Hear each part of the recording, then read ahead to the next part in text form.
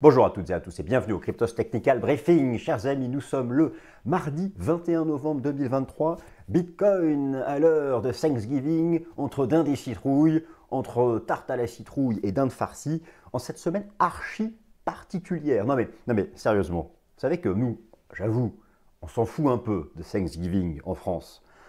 Mais aux États-Unis, croyez-moi, Thanksgiving, c'est plus important que Noël. Alors, au-delà du point commun de la dinde, Thanksgiving, c'est le moment déjà où personne travaille, voilà, tout le monde part en week-end prolongé. Non mais cette semaine, mercredi soir, il n'y a plus de finances. J'exagère à peine. Enfin, alors, les marchés actions américains, les marchés boursiers américains dans leur ensemble vont fermer. En fait, toutes les stars de la haute finance états-unienne, les salles de marché vont se vider mercredi soir et reviendront tranquillement en début de semaine prochaine. D'ailleurs, sur l'agenda macroéconomique, toutes les statistiques habituellement publiées jeudi-vendredi sont toutes avancées à mardi et mercredi. Donc je vais vous faire un petit topo sur ce sujet. Mais voilà, dites-vous bien que cette semaine, s'il doit se passer quelque chose en session américaine, c'est là, c'est maintenant, et ce sera mardi ou mercredi.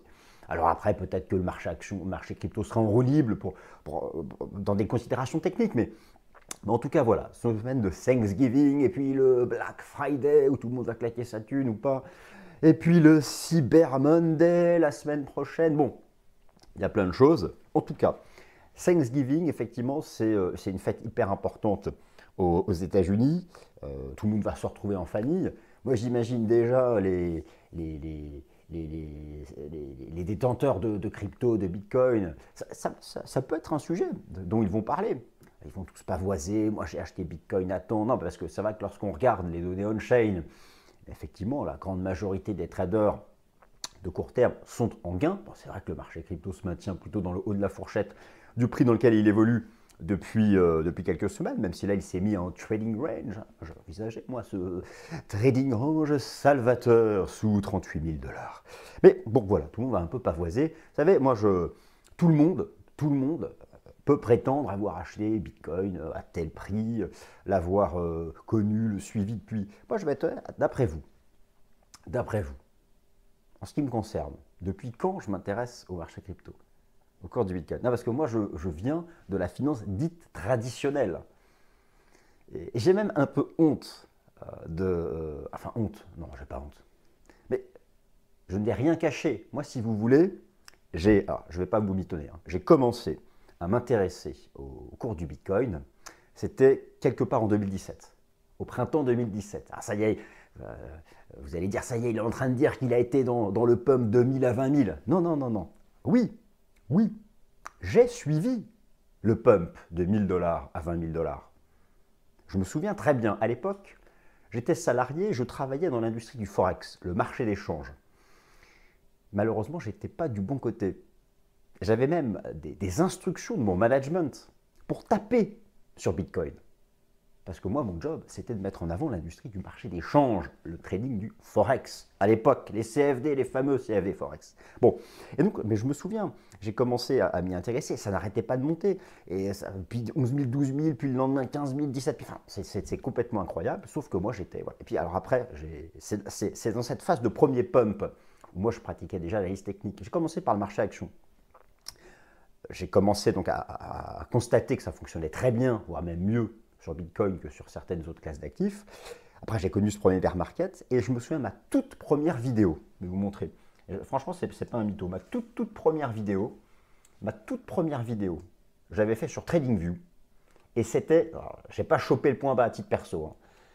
Je me souviens parfaitement ici avoir relevé et avoir fait mes premières vidéos lorsque, après tout le bear market de 2018, on était sorti par le haut du nuage Ishimoku en données journalières sur Bitcoin, ici.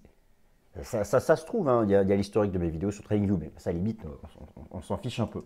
Donc voilà, moi c'est à partir de cette zone, et puis il y avait eu la cassure technique haussière des 4200 $. C'est vraiment là où j'ai commencé au quotidien, donc ça fait début 2019, à m'y intéresser. Voilà, donc je ne l'ai pas acheté à 10 $ en 2012, comme certains peut-être pourront le dire. Alors, donc oui, où est-ce que j'en suis? Donc oui, voilà, Thanksgiving, Black Friday, Cyber Monday. Alors d'ailleurs, j'ai quelque chose à vous montrer, chers amis. Do you know Cryptost Research? Do you know Cryptos Research? Vous savez, le Black Friday, c'est le moment des grosses promotions. Moins 66%. Moins 66% sur Cryptos Research. Ça ressemble à ça, c'est le groupe privé de Cryptost où vous avez des analyses on-chain, techniques fondamentales, des airdrops, des formations, tout un tas de choses qui sont sympathiques et moins 66% sur l'abonnement annuel, c'est quand même solide car au final, ça revient à une année à 199 à la place de 600, 16 € par mois à la place de 49 € par mois, nous parlons chiffres, on peut payer en crypto. Et donc, au final, eh bien, en quelques séances, avec la hausse des cryptos, voilà, ça ne vous coûtera pas grand-chose. Bon, voilà, offre spéciale Cryptos Research pour le Black Friday. Et voilà, et moi, en ce qui me concerne, vous voyez tout ça là 1, 2, 3, 4. Ces bons vieux écrans. Non, parce qu'il y a quelques semaines, j'ai renouvelé ma machine. Peut-être que vous avez noté que l'image était un poil meilleure et tout. Bon, bref, parce qu'elle était vraiment ancienne. Ces bons vieux écrans, ça fait depuis 2018 que je les ai. Eh bien, je vais changer. Et je vais profiter aussi du Black Friday. Et je pense, et c'est pour votre bon plaisir, encore une fois, pour que l'image soit de meilleure qualité, que vous appréciez davantage ce fond d'écran qui ne change jamais. Je pense investir dans un écran ultra wide. Vous voyez ce que je veux dire? Vous savez que, non mais au-delà de ça, c'est hyper pratique, ça permet de faire du multitâche, on peut diviser ça en plusieurs parties, donc il y a un vrai intérêt professionnel, et puis voilà, ce sera plus sympa. Et donc voilà, après ces 4 écrans, bah, écoutez, je les garderai quand même. Voilà, donc Bitcoin à l'heure de Thanksgiving, c'est une semaine donc fondamentale, je vais peut-être arrêter de raconter ma life, et nous passons directement donc, alors oui, donc voilà, moi j'avais ici à l'époque fait sur TradingView mes toutes premières vidéos. Puis il y avait eu tout ce premier pump, c'était avant la crise sanitaire, on était remonté à 12 000. Je vais être honnête ensuite, et je me souviens ici, je m'étais pris une méga gamelle parce que, bah, regardez, ici, on avait le pump, puis on faisait une phase de transition latérale, vous voyez? C'était une sorte de triangle. Et moi, je pensais vraiment, à chaque fois qu'on est dans la partie basse, je visais la cassure haussière, et on avait fait une belle cassure baissière. Et là, je ne faisais pas trop le malin, et puis est arrivé le choc de la crise sanitaire, on s'en souvient. Rappelez-vous quand même, on peut se refaire ça. Mars 2020, jeudi mars 2020, le truc passe de 8000 à 4 000. Bon, puis après, il s'est repris tranquillement. Et puis voilà, et puis après, la crise sanitaire, les taux zéro. Et là, voilà, c'est vraiment octobre 2020. Encore une fois d'ailleurs, la sortie du nuage qui a démarré. Et on peut se refaire plaisir à revivre ce que fut ce bull market accompagné à l'époque des tweets de Monsieur Elon Musk. Donc, oui, alors en France, bien sûr, on bosse. Hein. Personne ne part en week-end prolongé mercredi soir, sauf ceux qui ont posé des vacances, ou des RTT, ou je ne sais même plus ce que c'est, moi, vous savez, hein, moi j'ai ma structure depuis quasiment 6 ans. Donc, mais ça fait rêver le mot RTT, vacances, tout ça. Et donc attention à l'agenda macroéconomique, puisque les États-Unis partent en week-end. En fait, tout est avancé à mardi, mercredi. Donc aujourd'hui, on n'a jamais vu ça, vous avez ce soir, mardi, les minutes du FOMC. Alors, c'est un rapport sur la dernière décision de politique monétaire de la toute-puissante Réserve fédérale des États-Unis. Toutes les statistiques habituellement proposées jeudi tombent mercredi, notamment les inscriptions hebdomadaires au chômage. Alors tout ça, ce sont des choses qui là actuellement viennent affaiblir le dollar, affaiblir les taux, ça apporte du soutien cross-asset au marché crypto, je vais en dire un mot. Là, je ne rentre pas dans les détails des fondamentaux, hein, je vous saoule avec ça chaque semaine, mais bon, vous avez compris le topo du moment, hein, le mindset du moment.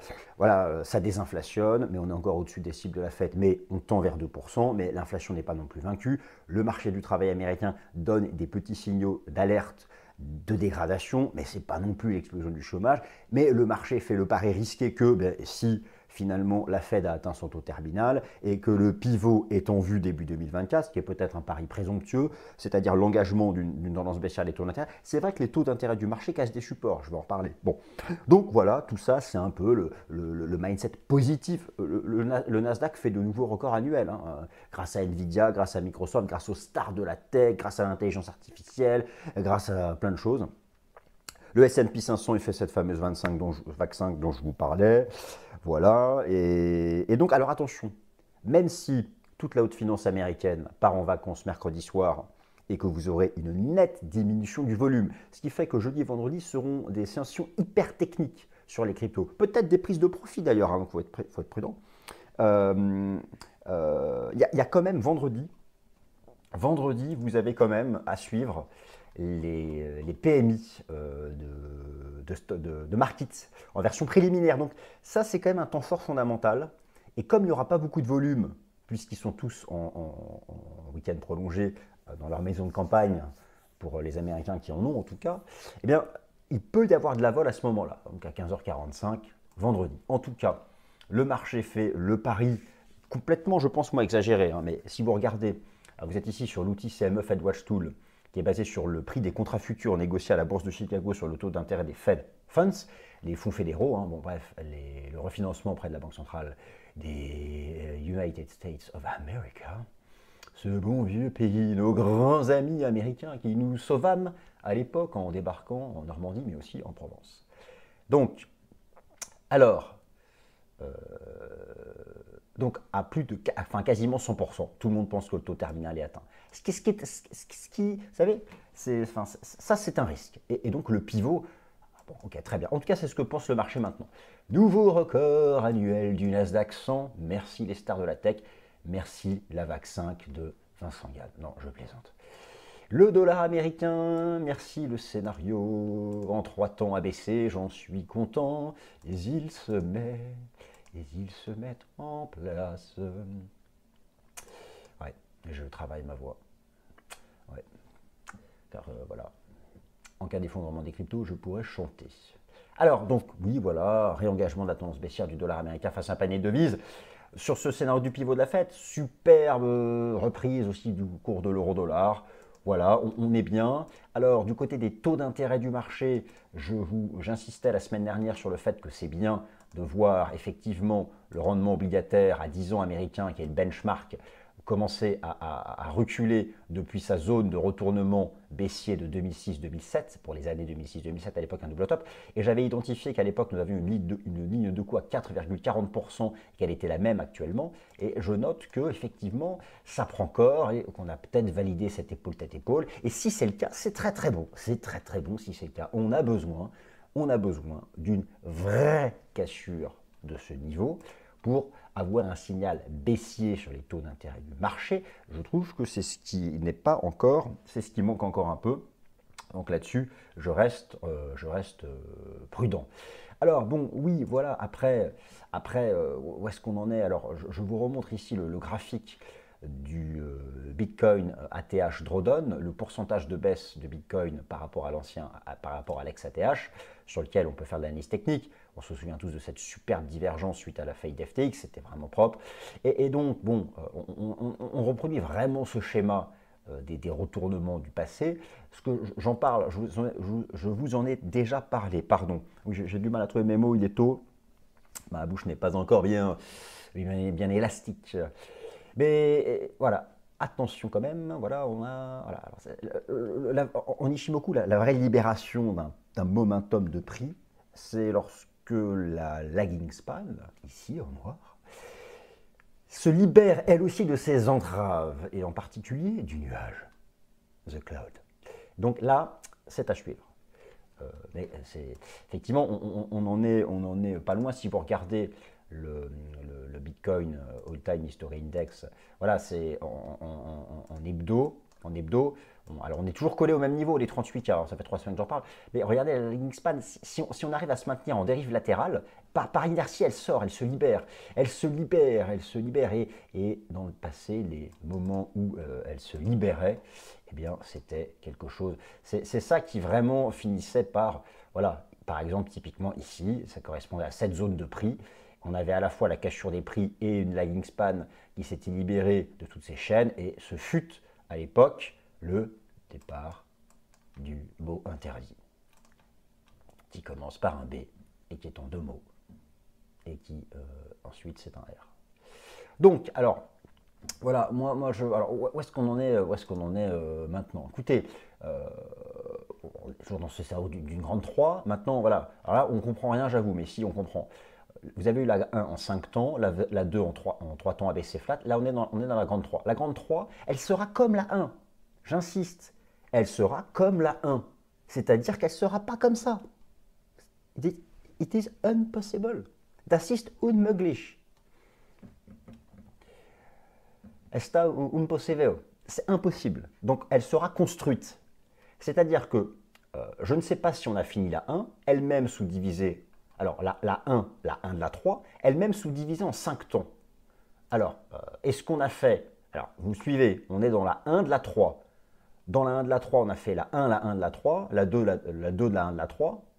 On a fait la 3 de la 1 de la 3. Et là, on serait dans la 4. Alors, on serait dans la 4 qui prendrait la forme d'un triangle rectangle, ou en fait, non, la 1 serait finie et on ferait déjà la 2 de la 3. Et donc ça, je ne sais pas. Ça, j'en sais rien.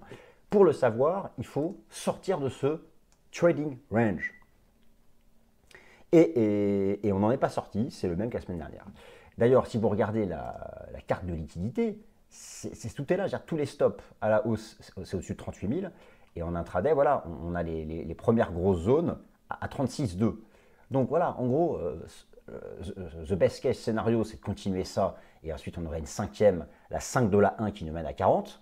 Ou c'est déjà fini en fait. Et voilà, donc vous voyez, 36,2 c'est là et 38 c'est là. Donc ça, c'est pour le court terme et c'est de plus en plus étroit. Moi, je pense qu'on sort de cette pattern cette semaine.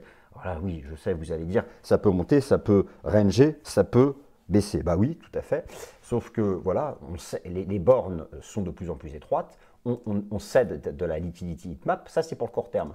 Maintenant, sur un temps un peu plus long, si je prends la liquidity heatmap du Bitcoin, voilà, tout le monde se hedge à 34 000.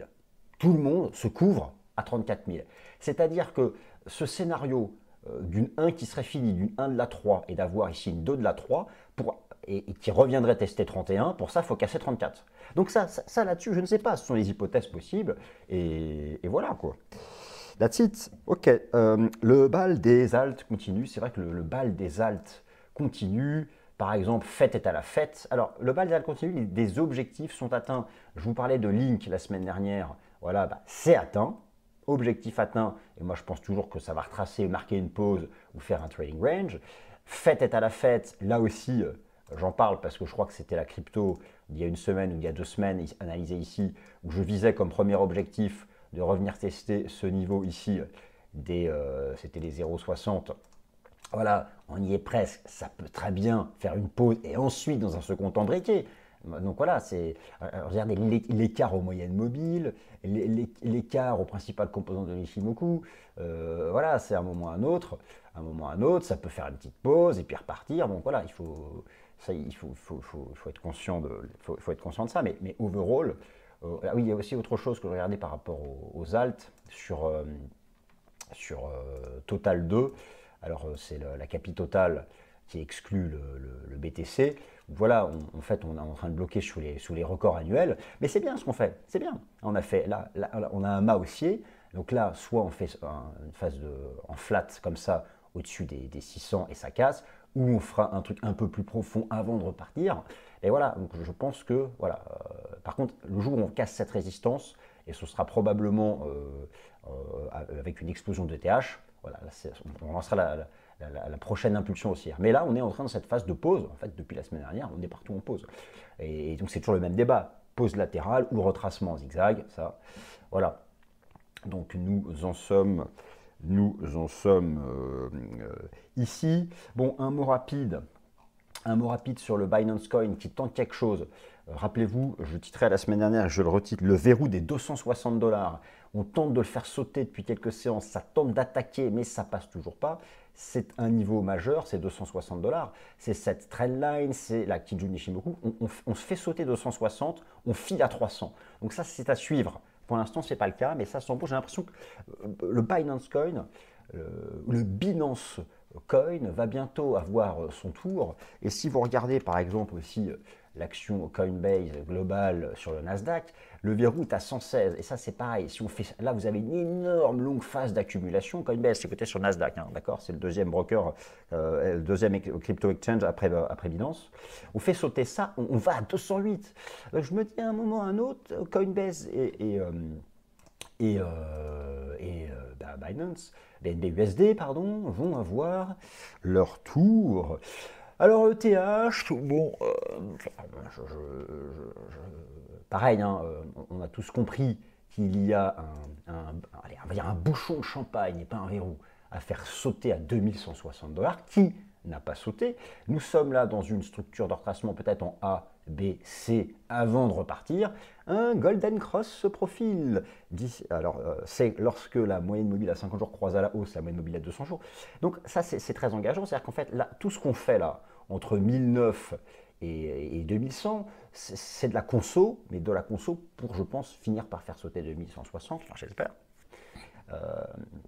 La validation, moi je pense que c'est toujours cette grosse bougie de cassure dont la partie basse était à 1890, où là ce serait quand même dommageable, ce serait pas bon quoi.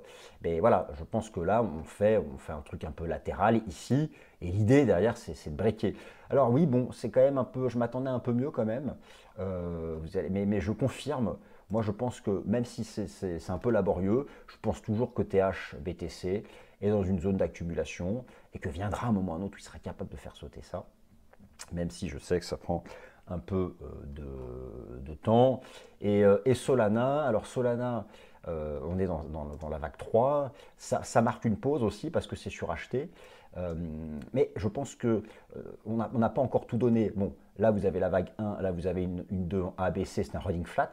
Là on est parti dans la grande 3. La vague 3 en général, c'est entre 1,38,2 et 1,61,8 d'extension de la 1. Je les ai mis ici. Donc je me dis que là, on fait une petite pause intermédiaire, mais qu'au fond, la cible de la 3, ce serait au moins d'aller chercher les 75. Alors on s'en est approché. Donc là mon idée, c'est que c'est suracheté de partout. Regardez l'écart au principal moyenne mobile.